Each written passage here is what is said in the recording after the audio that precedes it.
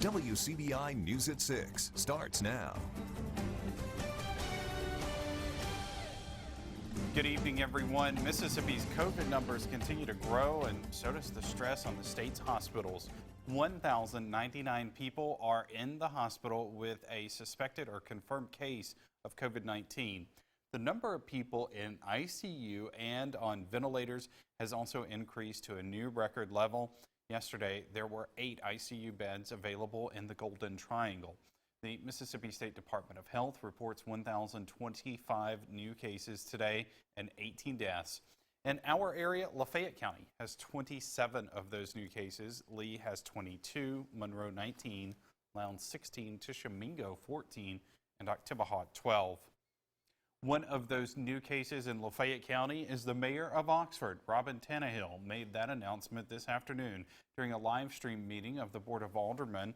The mayor says she has no symptoms and feels fine. Tannehill is planning to isolate at home for the next 14 days. The latest numbers are adding fuel to the face mask debate. Just last week, when Governor Tate Reeves made face masks mandatory for 13 counties, and the Mississippi State Medical Association says that's not enough. Bobby Martinez talks with a doctor from that organization who says the entire state should be required to have face coverings. He joins us live in the studio. Bobby? Joey, there's a division between people on board wearing face masks and those who are not. And Dr. Emily Landrum says research has shown that masks do help prevent the spread of this disease. Masks do decrease the transmission. Wearing one out in public is something Dr. Emily Landrum is hoping will soon be mandatory for the entire state. They are going to protect people getting it from others more than it's going to protect the wearer. So if I have a mask on, that is preventing me from spreading any potential coronavirus particles that I may have. In recent days, COVID cases have continued to climb. Wednesday, the Mississippi Department of Health reports 1,025 new cases, along with 18 deaths. And to Landrum, just 3 simple tactics can help these numbers go down. Doing masking for everyone, continuing the other things that we know help, so washing hands and keeping good social distance practice. Those 3 things are going to be the biggest influences that can help decrease our numbers. And for those who disagree with wearing a face mask, Landrum is hoping they'll soon have a change of heart. I think the biggest message is that there's no evidence to suggest that wearing a mask is harmful, and we need to continue practicing those 3 tenets. I really hope that as a society we can stick to that and come together and do it. And the Mississippi State Department of Health website says social distancing is another way to prevent the spread of COVID-19. Masks won't be required in Lowndes County just yet. As of right now, Lowndes County does not require residents to wear a face covering when outside the Columbus city limits. During this morning's meeting, supervisors voted to table the issue until the next board meeting. County leaders want to discuss whether they will require all businesses in the county or just county-operated buildings to abide by a mandate. They also say they want their decision to work well with what the city of Columbus is doing now. Right now, Columbus requires anyone in public to wear a mask. Supervisors next meet on August 3rd. Meanwhile, Alabama Governor Kay Ivey is ordering all Alabamians to wear a mask in public. The mandate begins tomorrow at 5 p.m. and will continue through July 31st. Face coverings will be required when you are within 6 feet of people outdoors with 10 or more people and in an indoor space open to the public. The order does carry a $500 fine or jail time. However, Ivey says she is not asking law enforcement to seek out people not wearing a mask. Businesses are required to take reasonable steps to enforce the order. State health officials report that 30 hospitals in Alabama have limited to no ICU space.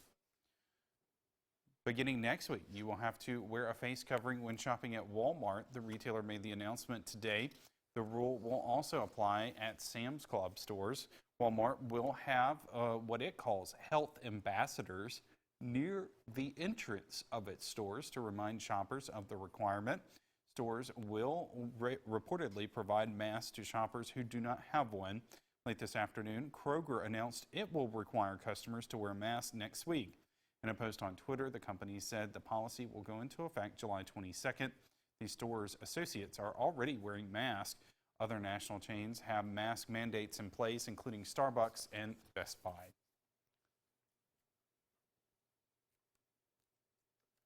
Now on to other news.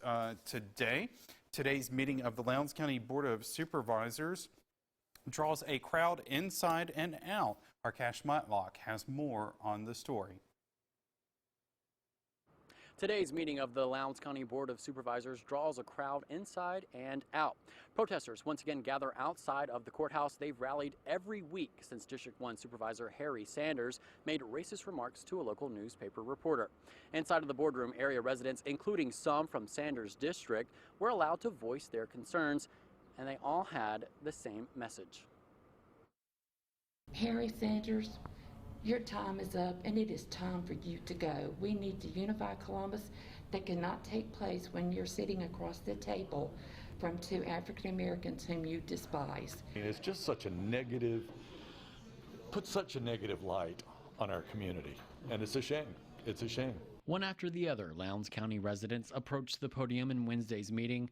One voice belongs to retired school teacher Rebecca Bailey. But his racist attitude, it's gone too far. It's causing division, and that's not what we need in Columbus. Bailey lives in District 1. She says the comments will no doubt have an effect on the local school district. In Caledonia School District, they receive an A rating. They've worked hard, and we're going to have people, I really believe, that won't want to live in District 1 because of Mr. Harry Sanders. Other residents expressed their concerns with the economic and social impact of Sanders' comments. Economically and socially, his words hurt our county. But what's more importantly is what he believes is wrong. You know, you got right and wrong in this world, and what he believes is wrong. Unity was also a concern and a common word used among those in attendance today. So it's important for us to work as one because no matter what, we are one community. Each person ended their speech with a direct message to Sanders. As long as you're here, you're like a cancer. It doesn't matter if you're a board president or you just slide around the table. The cancer needs to be removed. He's not a board member to do what's best for Harry Sanders. He's a board member to do what's best for Lowndes County. And him staying on the board after making such inflammatory and racist comments does nothing but hurt Lowndes County. Supervisors Jeff Smith and Leroy Brooks both abstained from voting on all other county business today. Reporting in Columbus, Cash Matlock, WCBI News. The commission that will choose the design of Mississippi's next flag is shaping up. Governor Tate Reeves, Lieutenant Governor Delbert Hosemann, and House Speaker Philip Gunn are allowed to select 3 representatives each. Gunn chose Oxford Mayor Robin Tannehill, Mississippi Gulf Coast Community College President Dr. Mary Graham, and T.J. Taylor from Gunn's staff. Hosemann tapped former Mississippi Supreme Court Justice Reuben Anderson, Vicksburg attorney J. Mac Varner, and former teacher Sherry Carr Bevis to serve on the commission. Reeves has not announced his selections. Submissions will be taken until August 13th for the flag design. The commission will choose the design and must submit its recommendation no later than September 14th to lawmakers and to Reeves. "In God We Trust" must be on the flag and cannot include the Confederate battle flag. Voters will give an up or down vote on the design in November. Plenty of heat across our region this afternoon. You can see with our Alpha Insurance Camera Network, our time lapse is here. We've got low and mid 90s. While it is extremely hot, very humid out there. The heat index well into the triple digits. A few spotty showers and thunder showers, especially south of Columbus, Winston, Noxubee counties. And there's a little outflow boundary coming in from the southeast too. That could still kick off an isolated shower or thunder shower going into the early evening hours. Most spots won't see it. We'll just keep it in there. A very muggy night, lows in the 70s here. And we will just keep doing this and doing this. Highs in the mid-90s here, looking ahead, lows in the 70s. The heat index could be up to 110 just about any day over the next week with daily storm chances. I'm back with that full forecast coming up. 2 area sheriffs speak out about prison reform legislation. We'll have that story coming up on WCBI News. You're watching WCBI's News at 6 with Joey Barnes. Welcome back, everyone. A pair of bills that supporters say could have reduced overcrowding in state prisons is vetoed by Governor Tate Reeves. Allie Martin has reaction from two local sheriffs who say the bills catered to the offenders and did not have input, that is, from law enforcement or crime victims. While the proposals were championed by prison reform advocates, the legislation was strongly opposed by sheriffs and police chiefs across the state who said it did not adequately address the public safety or victims' rights. It's a sad thing whenever you have somebody that has proven their past record is that they just really don't want to do right, and they've served time for a violent crime, and they get out. And you hope that they've reformed, but they don't. And then you've got to go look at a family member and try to explain to them how they got out early, and it's pretty devastating. Chickasaw County Sheriff James Myers says he has experienced that situation more times than he would like to remember. It is one of the many reasons the sheriff was opposed to recent legislation. Senate Bill 2123 would have allowed people convicted of nonviolent offenses to become eligible for parole when they served 25% of their sentence. Inmates convicted of most violent offenses would be eligible for parole when they served 50% of their sentence. House Bill 658 would have allowed up to 3 felony convictions to be expunged for some nonviolent crimes. Sheriff Myers believes true prison reform must include sentences that actually punish repeat offenders. Somebody gets a 10-year or 15, 20-year sentence, that's not necessarily what that means. I mean, they go down to Department of Corrections, they can calculate their time, and I mean, I've seen 10-year sentences where folks get out in 18 months. Lee County Sheriff Jim Johnson said criminal justice reform from 2 years ago was responsible for the early release of Gary Scotty McDonald. He is in the Lee County Jail, charged in the Baldwin murder of Connor Noel Kyle. Sheriff Johnson says McDonald, a repeat offender with multiple felony convictions, could have seen early release under the proposed legislation.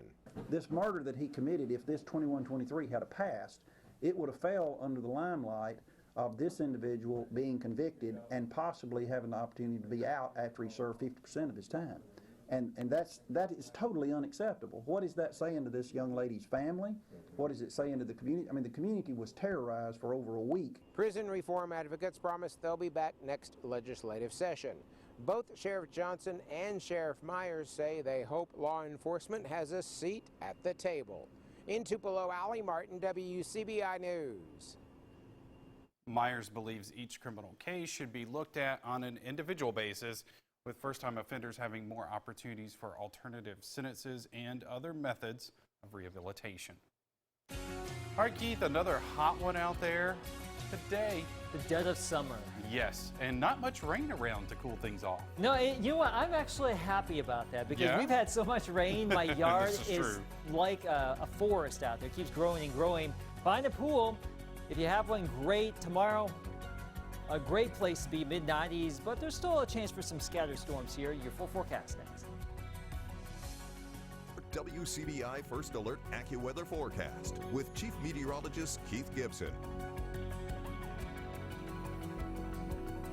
Muggy air, it just has entrenched itself here in the Deep South. It is everywhere. Let's just zoom on out and show you what's going on. All of this green across the southeast, the Caribbean, the Atlantic, that's where the air is very tropical. And just notice how we go throughout the next couple of days here through the weekend into next week. This green just stays with us. If anything, it will even intensify. So don't expect any major relief unless you happen to see a shower or storm. Now, the heat index across the Twin States really tells the story. Not a lot of rain activity here, so Tupelo, Columbus, we still feel like the low 100s, but where we've had some showers and storms and clouds, it's not that bad, down into the 70s as far as the heat index. So as we get into your Thursday and Friday, the overall pattern will continue. If you don't see a storm, plan on triple-digit heat indices. If you do see a shower storm, it won't be as bad temporarily. Tupelo, Vernon, Durham's Pharmacy, Louisville, Mississippi, and Columbus. Notice those building clouds we've had across our region today. and even a few isolated showers and thunder showers. This is where we stand right now. Just a few isolated showers south of Columbus right now. A bigger batch of rain down here in Wcbi County, Brooksville, Macon, Sugar Lock. We've got some wet weather, some embedded thunder and lightning in this. So refreshing breezes. We'll take what we can get.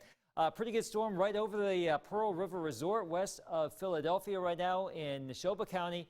And this is the big picture. There's a little bit of an outflow boundary coming back to the northwest, and that will keep at least an isolated shower or thunder shower in play for the next hour or two. In general, that goes away after sunset. Spotty showers and storms possible each and every day going through the weekend into next week. Your forecast for tonight, once the clouds go away, mid to low 70s, very muggy. Fans and air conditioning needed. And you may still be able to see Comet Neowise this evening and over the next week or so. Look back to the northwest after sunset. You'll see the Big Dipper, and gradually getting higher in the sky will be that comet. If you can see it, get your binoculars. You may have a better view than the naked eye. Oxford tomorrow, we start out in the 70s right here and then back into the 90s during the course of the afternoon. And we can't rule out an isolated shower storm in Lafayette County. Also here in Louisville and Oxapata, we're going to throw that into the forecast. But much like today, plan on mid-90s. If you see a storm, a brief cool down, the heat index 100 to 110.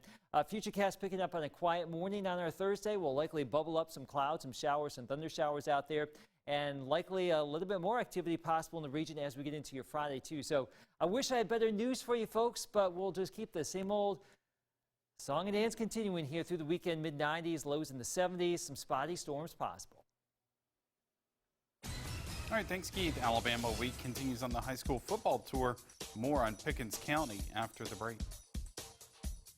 Your WCBI Sports with Chris Bolton is brought to you by your local Ford dealers. Go further. Alabama Week continues as we take a look at the Pickens County Tornadoes. They had another impressive season, finishing 11-3, but falling just short of getting that ever-elusive gold trophy. Now the Tornadoes enter the season in hopes of getting over the hump. Pickens County is stock number 24 on the high school football tour. WCBI Sports 2020 High School Football Tour is brought to you by Itawamba Community College, Cannon Ford of Starkville, Monroe County Farm Bureau, Max South Broadband, and the Bank of Vernon.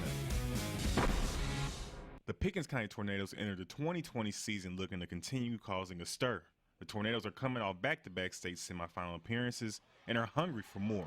Head coach Michael Williams is eager to do so with a new group. As a coach, this is the year that you go into it and you got to do a lot more coaching and teaching than you had to do the past couple of years, and for me it's exciting. Those guys left a legacy, just keep it going, try to pull it out this year. The Tornadoes will try to fill the shoes left behind by quarterback Algeron Edwards, wide receiver Tadarian McIntosh, and Alabama Crimson Tide lineman Jamarian Latham. Players the team knows they can't replace, but look to build on what they started. They understand what we have to do to be better.